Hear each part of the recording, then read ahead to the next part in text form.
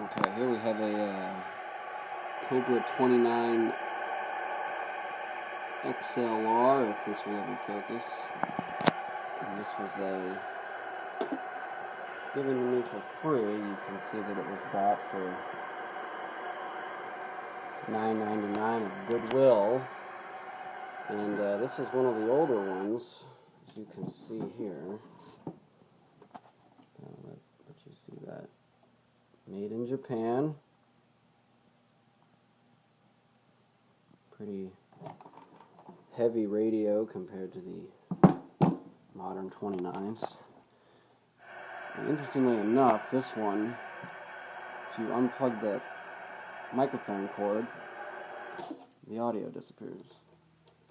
So that's an interesting thing that I have never seen before.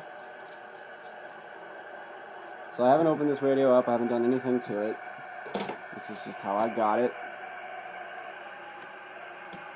It's got a high frequency cut switch, a dimmer knob, which is obviously a great spot to put a echo if you care about that, or frequency board or some other kind of mod. You could put it right there. Let's put the switch right there. It's got a PA function.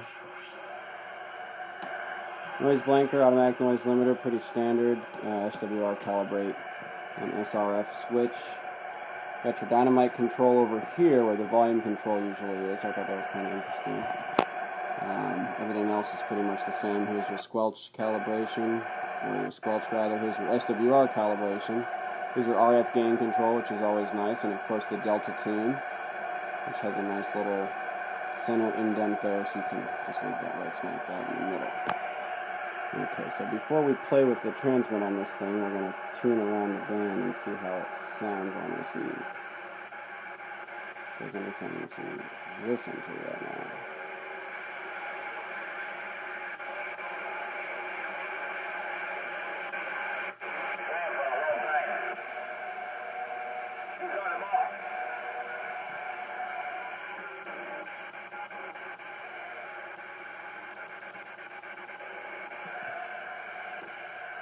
Okay, there isn't much on right now. I really like the feel of this radio. It has some heft to it, especially the knobs, and the channel selector has some real good feel to it, so you can tell it's an old school radio. So what we're going to do is hook it up to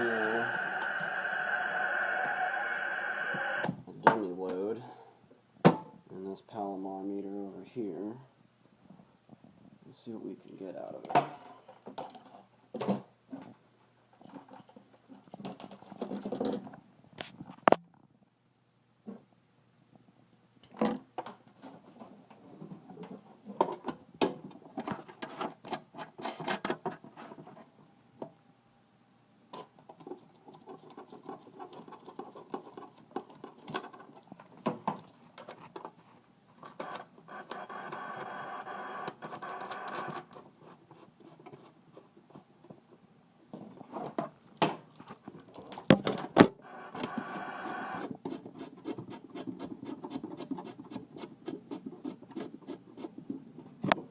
So before anybody says anything, this is hooked up to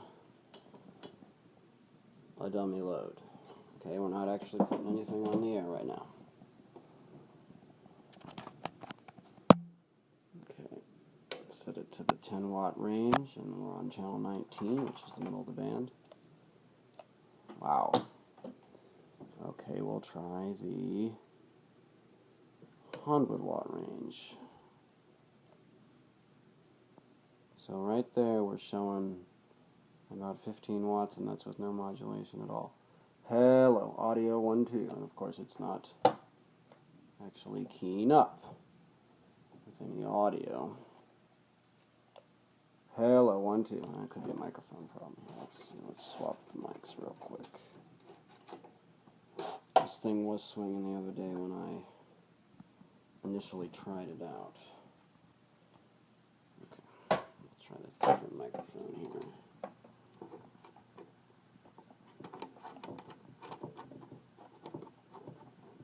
Okay.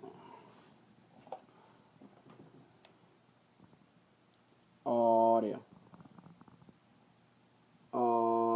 2, hello, hello, hello, 1, 2. So it's not really swinging at all. But there's about 15 watts or so coming out of there. Let's try it at the bottom of the band.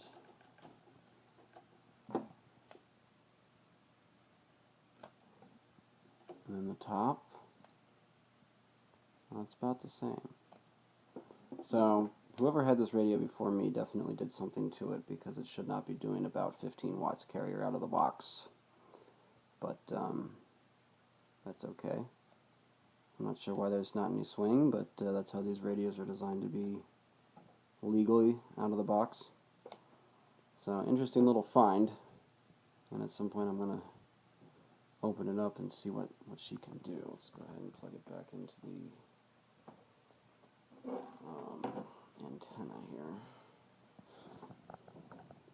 See if it's any different.